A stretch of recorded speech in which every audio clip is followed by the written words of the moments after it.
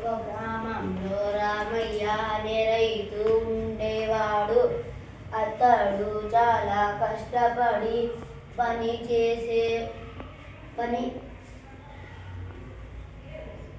చేసేవాడు.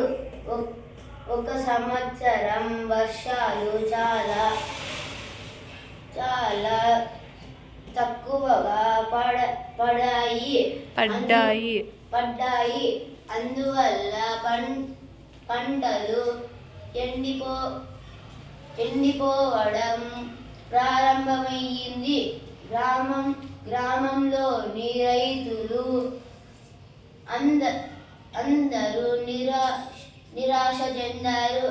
కానీ రామయ్య మాత్రం ధైర్యం కోల్పోలేదు. అతడు చిన్న చెరువులోని నీటిని జాగ్రత్తగా పొలంలోకి పంపించాడు. ప్రతి మొక్కకు కొద్దిగా నీరు పోశాడు. కొద్ది రోజుల తరువాత అతని పంట పచ్చగా మారింది.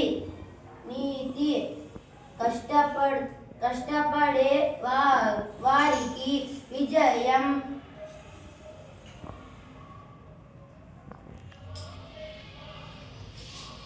తప్పకుండా లభిస్తుంది.